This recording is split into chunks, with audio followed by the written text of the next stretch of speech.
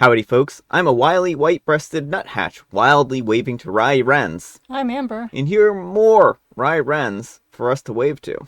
Alright, folks, and our first letter is titled, Am I a Jerk for Excluding My Niece from my son's birthday party after she ruined his first party? Last week, I hosted my son James, a 9-year-old's birthday party at my parents' house. I paid for and I organized the whole event. We just had to use my parents' place because our house was being renovated. My parents had agreed and said that they had no problems with this. I had invited James' closest friends from school and football club for the party, and 2 of his cousins from the dad's side that he's very close with. James had made it clear that he wanted friends only at the party, and I was okay with that. However, the day before, my sister Linda called me angry that her daughter Ava, 11, was not invited. I tried to explain that this wasn't a party for family members. Also, James wasn't very close with Ava. She is a bit spoiled and always picks a fight with James whenever they are made to play together. Linda didn't want to listen and cried that Ava was having a hard time making friends in school and it didn't help if her own cousin was excluding her. I felt sorry, but I didn't relent. And then eventually Linda cut the call off. She then called Mom and they tried to convince James behind my back. He also said no and told me. My parents apologized and I thought that was that. Well, fast forward to the party date. I have everything arranged and the party is going well. Halfway through it, Linda arrives with Ava and my parents say that they'll end the party if I don't let Ava join. I reluctantly did. James was upset, but I told him to ignore her and enjoy the time with his friends. Ava tried joining the games, but would get upset and scream if she lost, and Linda would make the kids restart. Obviously, the kids lost interest and stopped playing, and it upset James. They tried playing football, but since Ava couldn't play, she constantly interrupted them. They went into the living room to play some Xbox. Ava failed a few rounds and got angry and left. Nothing worked for her, and James just didn't care. After a few hours, I took the kids to cut the cake, only to find that Ava had thrown it on the floor and was crying at the table because everyone was mean to her. This was the final straw, and James started screaming at her. He called her a loser and evil and started crying because his party was ruined. Linda was upset and asked James to apologize. I stepped in and I told Linda to take Ava and get out. My parents stepped in and told me that James was out of line and Ava was just a kid. I was so angry then that I just ended the party altogether and I told Linda that her daughter has no friends because she's a brat. I called my husband and we took all of the kids to McDonald's and got a different cake for James to cut there. I took pictures and I posted them to Facebook as well. Since then, I've received calls and texts from Linda calling me a bee and a jerk for excluding Ava and has been demanding that James apologize. My parents have blasted me as well and are angry because James now refuses to speak to them. I'm not sure if James should apologize, and I don't want to either. We did nothing wrong, and I won't tolerate anyone ringing my son's birthday party. But perhaps I shouldn't have insulted Ava. So, I don't know. Am I the jerk? Alright, folks, what do you think? No, I don't think OP's being the jerk here. I mean, Ava was being very bratty. And it's important to learn that if you insist on always winning and throwing a fit anytime anyone else, succeeds or does something you don't like, it's not going to make for good friendships. The grandparents are in the wrong for foisting. It sounds like there probably was some conspiracy behind OP's back to get Ava in there and for, supporting that. And certainly Linda is in the wrong for doing this, and she's not doing Ava any favors either. No, I think that this is an unfortunate situation. I don't think that anyone should have resorted to name calling. And I think that was unfortunate that this happened. And I can understand the frustration, though, after she ruined the cake and all this other stuff. But I think calling her evil and stuff like that is maybe a little bit far here, right?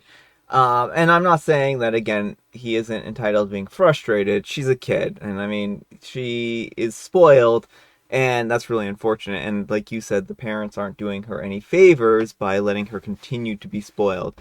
Like, if she's being fed all this stuff at home that, oh, everyone else is just excluding you because they're jealous of you or blah, blah, blah, who knows what they're telling them, then that's only going to paint a unrealistic picture for her, and then she's going to continue to act out like this. It's very clear who the golden grandchild is here, and also the whole, well, Ava's just a child, so is James. Like, he's even younger than her. Yeah. And to expect him to be, like, super mature, and while Ava gets to throw her tantrums, like it makes no sense. Yeah. And I would definitely say don't force him to talk to the grandparents. They betrayed his trust. Oh, well, you just have to bow down to your cousin's whims because she's our golden grandchild. Mm-hmm.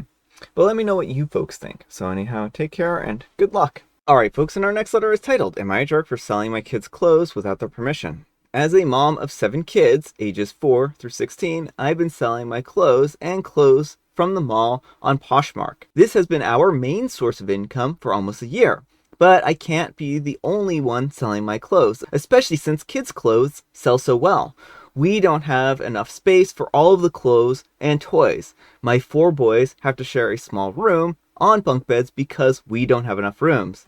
I sold my sister's clothes earlier this week and will be selling my kids' clothes later today. However, my kids, especially my girls, have been complaining that I'm invading their privacy and selling their things. Me and my husband disagree because they need to contribute to the household as well. We can't be the only ones doing everything. I decided to post to gain a broader opinion before going forward. Alright folks, what do you think? Yeah, I think Opie's the jerk here. I mean, you're taking your kids' stuff, and I understand finances are tight, but the whole they have to contribute. No, they don't. They're children. Your parents, it's your job to figure things out. So, I don't know. I'm a little torn in some respects on this story, and I think that OP, it depends on whether these clothes are actively being used by your kids or not. Like, if these are clothes that they've grown out of and there's no use for them anymore, there might be a precedent to sell them. And I mean, certainly, like, don't sell clothes that your kids have emotional attachments to and things like that. But I can understand them where they're coming from in their perspective. If this is the only source of income in the household, it's better to sell some clothes than starve the kids. It's in the comments. It's not. She and her husband both have jobs. Oh, from the, I guess She says it's their main source of income. Reselling is more lucrative than both their jobs. I see. So yeah. So I guess like if they actually have jobs and they're just doing this on the side, I guess it depends if their kids are going to starve or not at the end of the day, right? For me, like if your kids are going to starve, if you're doing this just because you want extra money and you're trying to, shake your kids down, then I mean that's not the right motivation. Maybe go to some thrift shops and find some clothes that you can buy and sell for more money or something like that. Well, yeah, and like I don't love that, but yeah, it's definitely better than taking your kids' clothes, like, 'cause at least they're already at the thrift shops, Yeah. and there's no one who like has their heart set on them. But I just don't think OP is being very concerned about the children. She's just seeing the dollar signs. Yeah, yeah. I mean, again, like, I think that if there's not enough space in the house and they have a lot of extra stuff and they're not using that stuff, I can understand wanting to thin things down and sell things and clean up the house. I really do understand that motivation. I do get a little bit concerned if they're selling stuff that their kids actively use or want or things like that. And I think that they need to reconsider doing something like that, though. So I think that it really depends for me to the extent for which they're doing this and whether or not this is just purely motivated by profit or if this is like, oh, we need some extra money, otherwise we're going, to starve in a week or we're going to get kicked out on the streets or... Yeah, but still then, like, I still think it's the parents' jobs to, like, sell all their stuff first. Like, you get an engagement ring. I don't recommend, like, it's not like the top thing to sell, but like, you can ask the kids, but I don't know. I feel like when you choose to have children, you make a commitment to take care of them to the best of your ability. Yeah. If you're selling things, like, it should be your own things before you get down to the kids. Well, I'm not disagreeing on that, right? I'm not saying that they should be prioritizing the kids' stuff over theirs, but it sounds like they're pretty much out of the stuff that they have to sell. And that's the reason why I would say it really depends for me on what is left, what are they selling, and in this letter it just isn't very clear about what's left for them to sell. So again, I mean, I'm pretty well settled that seems more like with what you're saying, that they have jobs, that this is more like a luxury for them to sell things.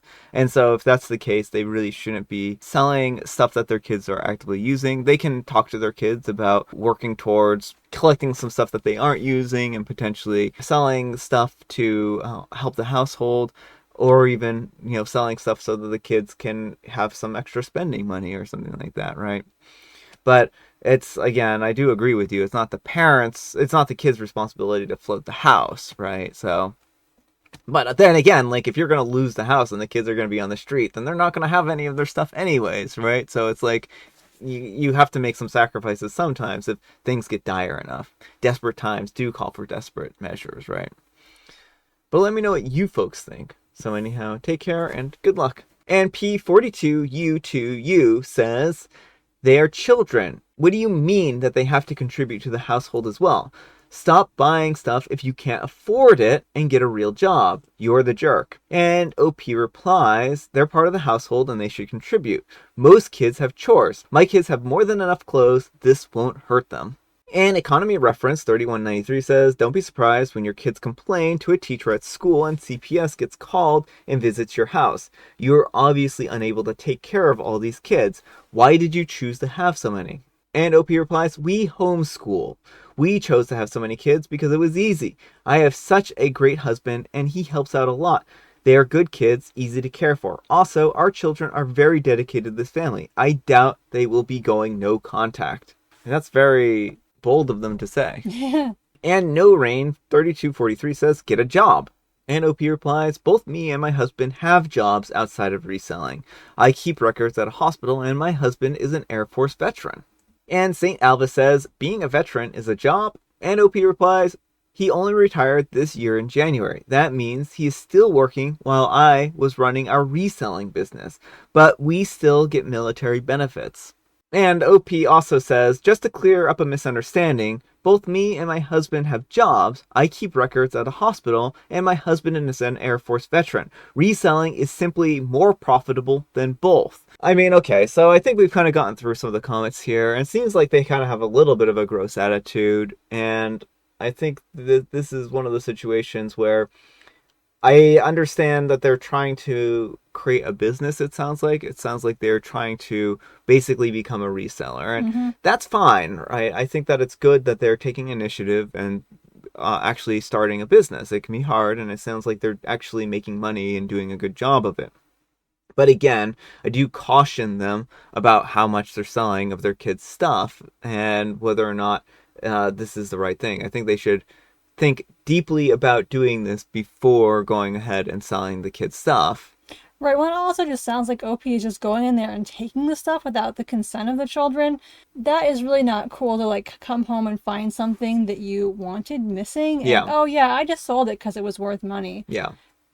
And I think that that would be a big mistake if they did that. And also their whole attitude of, well, the kids are homeschooled and they're isolated away from everyone. It makes it sound like more like you just want to have control of your children.